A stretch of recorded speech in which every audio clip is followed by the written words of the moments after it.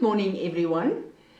It's a pleasure to greet you again this morning and to know that we've got a new day that the Lord allow us to live in, and in this day He will provide in every need that we will have.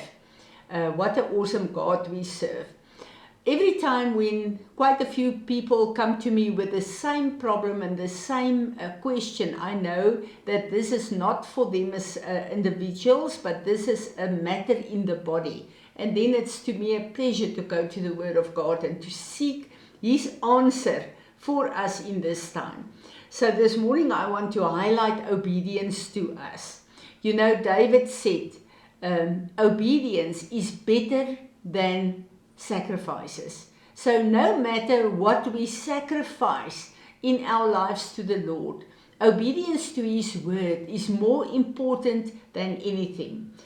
I had the privilege to pray with people this past few weeks that really feel they are stuck in the Spirit. They don't feel the connection between them and God as they usually feel. They go through the motions when they spend time with the Lord, but they feel empty and they feel there's nothing that they take from that place. So they feel a bit disconnected to the Lord. And you know, this is a place where when we are stuck, that our spiritual growth just stops, because our whole life in Jesus on earth need to be Ephesians 4 verse 11 to 13. Where he says that we need to, the equipping through the word, need to grow us to a place that we will grow into the fullness of who Jesus is here on earth, because we need to represent Him on earth. So the things that stop us to grow, that bring us to a place where we feel we are stuck. When we look at the beloved Apostle John, in 1 John, if you read the whole chapter, there's 3 enemies that he shows us. And he says these 3 are hindering your spiritual growth. And these 3 is lust, pride, and greed. These are the enemies that keep us from growing into the fullness of who Jesus is.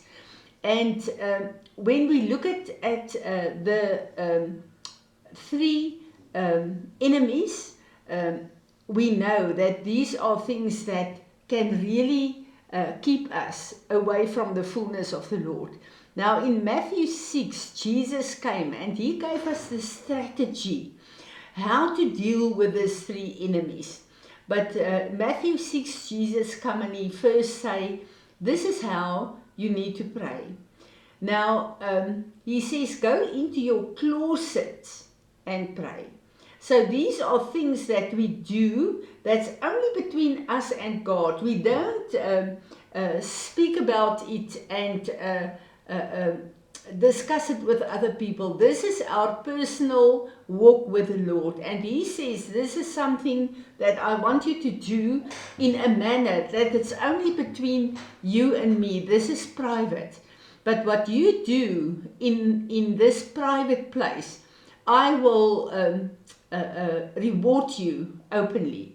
So Jesus comes and He says to us prayer. First, we need to pray. Now, what is happening when we pray? When we pray, we come under the whole truth of how great and how majestic is our God. And in that place, we know how small we are. And this Almighty God, that is the creator of everything, allow us to come as humans. That's nothing in the sight of God. But to be exalted to a place where we have personal privilege to speak to our God.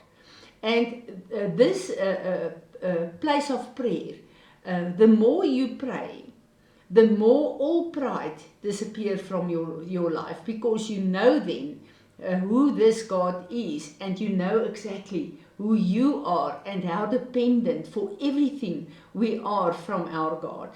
Then he comes and he continue with prayer and say, when you fast, do not allow everyone to see that, but do that. It's a fasting, a sacrifice to me, between you and me and you. Now we know when we fast, we deal with our flesh, because we come to a place, this is a true place of sacrifice, where our focus on Him is so just single-eyed, and the voices of the world is just fading away, and our spiritual ears and eyes are opened then, and we are so alert to hear the voice of the Lord. So fasting breaks the self-centeredness, the selfishness, our own desires. It breaks that, and it brings us to a place where we are submitted to the Lord, and where we focus on His plan and His purpose for our lives. And then a very important thing, he says, greed.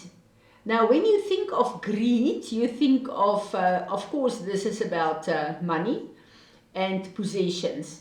And it's very interesting that if you go to the ministry of Jesus in the 4 Gospels, it's amazing to see how much He is teaching and speaking about money and possessions.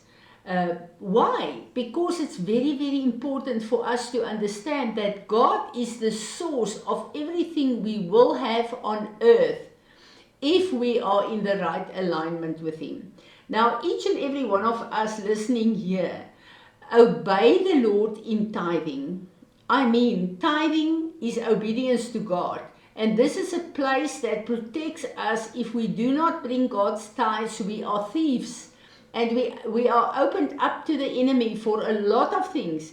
So tithing is a place of protection that the Lord has placed in our lives. Now, I do not want to highlight this anymore, but I want to say, apart from tithing, there is a place where the Lord wants us to look after the poor, to use our money and finances and possessions in His kingdom.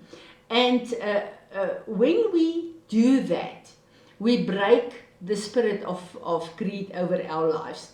Because we know then that our earthly possessions is a place where we need to serve the Lord with, the way that the Lord is calling us. And when we keep back, we fall into greed. And this brings us to a place where we think that we are, what we earn is the source of our possessions and our provision. And it allow us then to focus on money and on what we can have for ourselves, and not on the kingdom of God. And that brings us to a place of greed.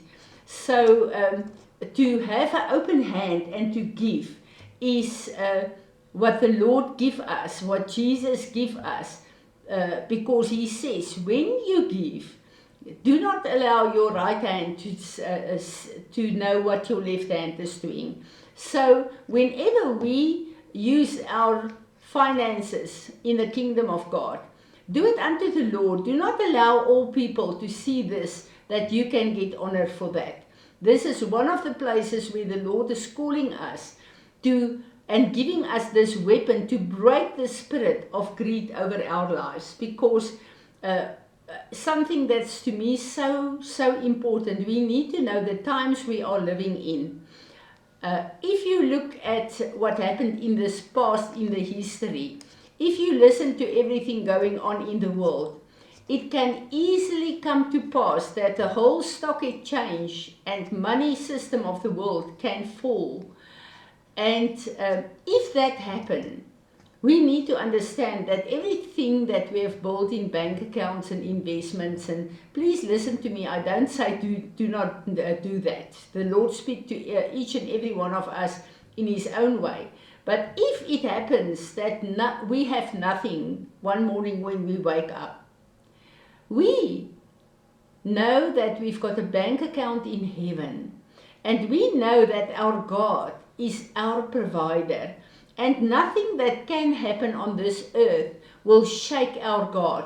The same God that's provided for the Israelites in the desert is the same God that provided for them when they were in the promised land and where they could work for their own keeping. So our God is the same yesterday, tomorrow, and in all eternity.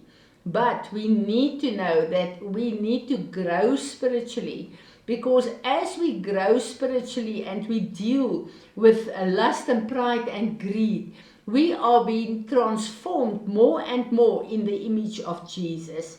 And the more we look like our Lord, the more the Lord can use us on this earth.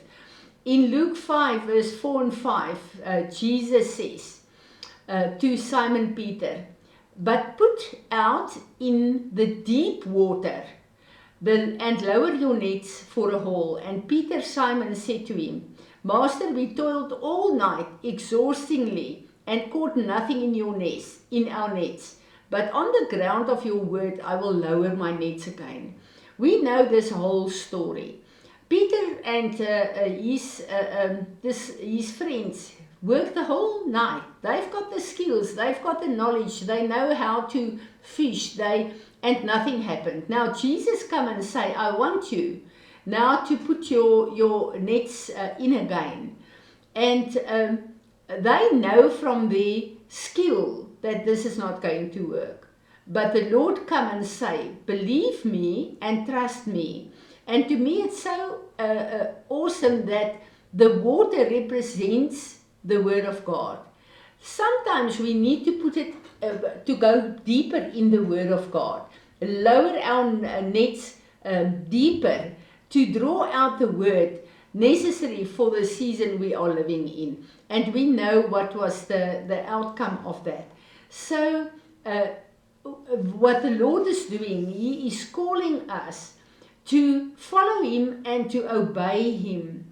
Although we have skills and we've got experience and we have talents, there's a place outside of that where we trust the Lord in spite of the knowledge that we have.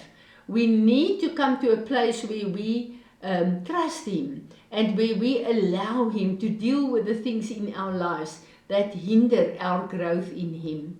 So we need to know that in this time, as the end time church, the bride of Jesus, the Lord is showing us the things that's hidden in our hearts to deal with that.